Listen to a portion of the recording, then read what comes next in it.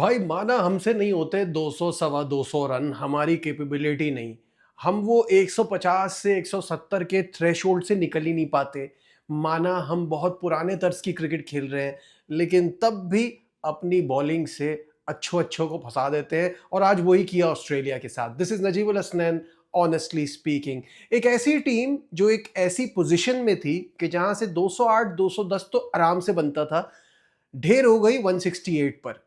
क्यों हुई उस पर भी हम बात करेंगे, लेकिन उसके बावजूद अपनी बॉलिंग से, स्पेशली स्पिन बॉलिंग से, और कुछ अच्छे लकी चीजें हो गई हैं रनआउट्स वगैरह की फॉर्म में, जिसकी वजह से हमने कामयाबी हासिल की against a team that is far better than us. माना उनके कुछ एक आध मेन प्लेयर्स मिसिंग है, बट स्टिल ऑस्ट्रेलिया टीम नहीं है, एक माइंडसेट का नाम है। और ये हमेशा मैं कहता हूं, आज भी कहूंगा, उनको हराना इतना आसान नहीं है, लेकिन उनको स्पिन के जाल में फंसाना, ये पाकिस्तान ने बहुत अच्छा किया। पाकिस्तान ने टॉस जीता और बैटिंग का फैसला किया। पहली ही बॉल पर साहबजादा फरहान कॉटन बोल्ड हो गए बार्टलेट की बॉल पर। और ये एक ऐसी पोजीशन थी जहां पे लग रहा था कि अरे स्टार्ट देने वाला प्लेयर ही जल्दी चला गया तो शायद हम एक बड़े स्कोर की तरफ नहीं जा पाए। बट वो जो एक पाकिस्तान क्रिकेट टीम में एक फैसला किया है सलमान आगा को नंबर 3 पर भेजने का, जो श्रीलंका के खिलाफ भी अच्छा साबित हुआ था और आज के मैच में भी फ्रूटफुल साबित हुआ। उनकी और साइम अय्यूब की जो पार्टनरशिप लगी, दैट वाज जस्ट फिनोमिनल। क्योंकि पहली विकेट तो 0 पे गिर गई थी, 74 फॉर 2 जिस वक्त ओवर चल रहा था 7.4, यानी 10 के हिसाब से चल रहे थे, जिसमें मेन कंट्रीब्यूशन रही साइम अय्यूब की। 22 पर 40 उन्होंने बनाए, 2 छक्के 4 चौके लगाए with a very good strike rate of 181। लेकिन साइम को बस यहां यह समझने की जरूरत है कि जब उनके पास ये सारे शॉट्स हैं, जब वो मॉडर्न डे क्रिकेट के उसूलों को फॉलो करने वाले बल्लेबाज हैं, तो उनको फिर 40-50 से बाहर निकलना है, उससे ऊपर आना है, बड़ी इनिंग की तरफ जाना है। यू कैन से जैसे अभिषेक शर्मा करता है, जाहिर है ठीक है वो वाली पावर हिटिंग, वो वाली स्किल शायद ना हो, बट फिर भी साइम को उसी तरीके से, जब मेरा दिन है तो मुझे उस दिन को पूरा यूटिलाइज करना है, उसको कैपिटलाइज करना है, उसको पकड़ना है। तो 40 नहीं, फिर 70 80 100 वाली इनिंग खेलनी है।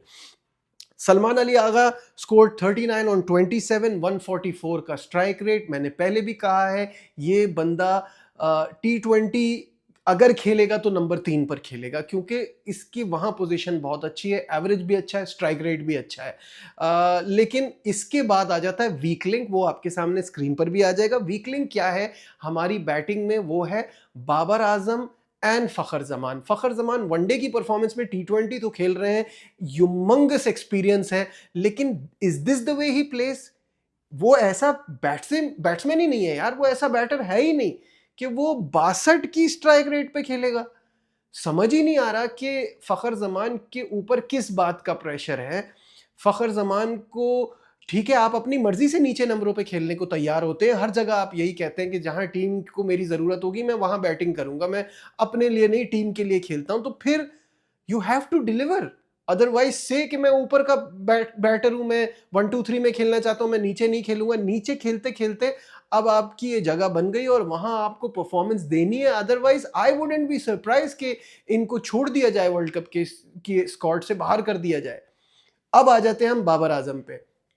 जब मैं कहता हूं, आपको लोगों को पता नहीं क्यों लगता है कि मेरी मेरा कोई जायदाद का, कोई जमीन का मसला थोड़ी है। भाई मैं इसीलिए कहता हूं कि ये T20 प्लेयर नहीं है। ये जिस जगह से छोड़कर आए थे ना बिग बैश, ये वही है। 120 का स्ट्राइक रेट, इनके ऊपर ठप्पा लग चुका है स्ट्राइक रेट का। ये T20 नहीं खेल सकते। ये ऐसे ही खेल, आपसे सीधे स्वीप लगते नहीं, आपको रिवर्स स्वीप खेलने हैं। आपको एक, कसम से मैं तो हैरान होता हूं, एक बॉलर है ऑस्ट्रेलिया की टीम में जो आपको मुसलसल तंग करता है, दैट इज एडम जेम्पा। सबके सब उसी पे रिस्क ले रहे हैं, सबके सब उसी पे आउट हो रहे हैं। क्या मजाक है क्या? पाकिस्तान क्रिकेट मजाक बन गई है कि ये अपनी मर्जी का ही खेलेंगे। अब चौथे नंबर पे बाबर आजम के खेलने का मतलब है कि इससे अच्छा है वो टीम में ना हो। Why is he playing? तीसरा नंबर वो अब ले नहीं सकते। सलमान आगा से, क्योंकि वो वहाँ रन कर रहा है और इनसे बेहतर स्ट्राइक रेट से कर रहा है, जबकि वो भी T20 प्लेयर नहीं है, लेकिन वो जान मार देता है वहाँ पे। वो अगर फंस रहा होगा वो आउट हो जाएगा, वो इतना गेम को स्लो नहीं करेगा। और ओपन तो वैसे ही इन दोनों का, रिजवान और इन्होंने पाकिस्तान की T20 क्रिकेट को 90s 80s की क्रिकेट बना दिया था जब ये लोग ओपन करते थे, तो वो भी नहीं हो सकता। तो नंबर 4 पे इनकी जगह बनती है नहीं बनती, कमेंट्स में मुझे आप लोग बताइएगा। और उसके बाद से फिर सिचुएशन ये आ जाती है कि क्या शादाब का ये नंबर बनता है? नवाज 107 के स्ट्राइक रेट से खेले हैं, फ़हीम अशरफ क्या नहीं होंगे एज एन ऑलराउंडर? हमें उनकी ज़रूरत है, क्योंकि आपके पास कोई पावर हिटर नहीं है, वो हिटिंग भी कर सकता है और एक फास्ट बॉलिंग का ऑप्शन भी बन जाता है। अब आ जाते हैं हम उस्मान खान पे, जिनको आउट किया एडम ज़ैम्पा ने। ज़ैम्पा ने एक्चुअली 24 रन देके 4 खिलाड़ियों को आउट किया, लेकिन मैं क्यों उस्मान खान की बात कर रहा हूं? क्योंकि भाई वो बाजुओं पे पट्टी बांधने की बात हो रही थी, आंखों पे पट्टी नहीं बांधनी है जो हमारे कोच ने बांधी हुई है कि मुझे तो वो स्पिनर को सबसे अच्छा खेले। कौन सा स्पिन को खेलता भाई वो? यही 15-20 रन की का प्लेयर है, यही 15-20 रन करेगा और इसी तरह करेगा और इसी तरह आउट होगा। ये श्रीलंका में जाके अगर आप ये समझते हैं वो स्पिनर्स की धुलाई करेगा, तो ये बहुत ही ख्वाबो ख्यालों की दुनिया में रहते हैं। माइक हैसन साहब इससे बाहर निकले। इसीलिए मैं कहता हूँ मुझे समझ में नहीं आता, इस आदमी ने दुनिया भर में कोचिंग की हुई है और इसकी बातें सुन के मैं परेशान हो जाता हूँ कि स्पिनर का हाथ देखने की ज़रूरत क्या है। नहीं देख रहे, इसी वजह से 24 पर 4 आउट होते हैं। और उस्मान खान स्पिनर को अच्छा खेलता है, ये इनके क्राइटेरिया इन्होंने सेट किए हुए हैं। किसी बात पे अपने ये स्टिक नहीं करते, कभी कुछ कहते हैं कभी कुछ कहते हैं। तो इनकी कोचिंग में पाकिस्तान को nothing short of a miracle कि पाकिस्तान वर्ल्ड कप जीते। कंडीशंस के एतबार से आज आपने देख लिया होगा जो मैं आपसे बात कह रहा था कि मुझे मेरी चौथी टीम पाकिस्तान क्यों है इस T20 वर्ल्ड कप के सेमीफाइनल्स के लिए। चौथी टीम पाकिस्तान इसलिए कि श्रीलंका में जैसी कंडीशन हमें मिलेंगी उसमें हम ज़रूर फंसा लेंगे।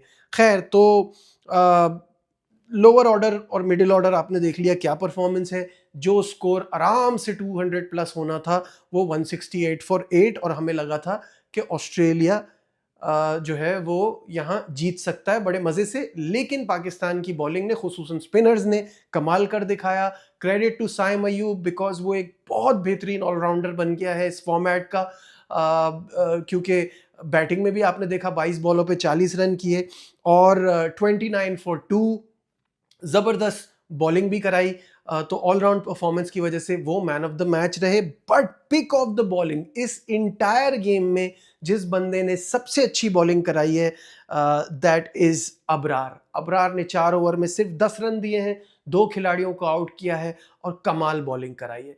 तो उससे कॉन्फिडेंस ज़रूर मिला होगा। 2 फास्ट बॉलर हमने खिलाए थे, दोनों विकेट लेस रहे। इसी तरह की मुझे लगता है परफॉर्मेंस वर्ल्ड कप में भी रहेगी। साइम अयूब की 2 विकेटें हैं, शादाब की 1 विकेट है। पहला ओवर बुरा कराने के बाद शादाब ने बाद में फिर अच्छी बॉलिंग कराई है।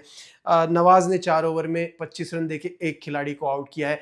होपफुली पाकिस्तान यहाँ से और इम्प्रूव करे, जो गलतियाँ हुई हैं उसको ना दोहराए आने वाले दोनों मैचेस में, यानी कि सैटरडे और संडे बैक टू बैक वो 2 गेम्स हैं। इस सीरीज़ में हार जीत से ज़्यादा मैटर करता है कि आपकी तैयारी क्या हो रही है। मुझे ऐसा लगता है कि Pakistan missed the trick of playing Nafay. Khawaja Nafay को ना खिला के बहुत बड़ी गलती की है, क्योंकि उस लड़के को तो ज़्यादा से ज़्यादा मैचेस मिलने चाहिए, उसको मिलना चाहिए। वो एक गेम चेंजर बन सकता है। उसके अंदर ग्लिम्पसेस नज़र आ रही हैं जो मॉडर्न डे पावर हिटिंग वगैरह की होती है, सारी दुनिया कह रही है, हम उसको नहीं खिला रहे। You also miss the trick with Usman Tariq. उसको भी गेम दें, उसको भी प्रैक्टिस मिले, उसको भी पता चले बड़ी टीमों के खिलाफ वो बॉलिंग कराएगा और अच्छा तैयार होगा for the big event. This is what I feel. आप क्या सोचते हैं कमेंट्स में ज़रूर बताइएगा, और अगर अभी तक आपने मेरा चैनल सब्सक्राइब नहीं किया है तो प्लीज़ डू दैट। देखते रहिए नजीबुल हसनैन ऑनेस्टली स्पीकिंग।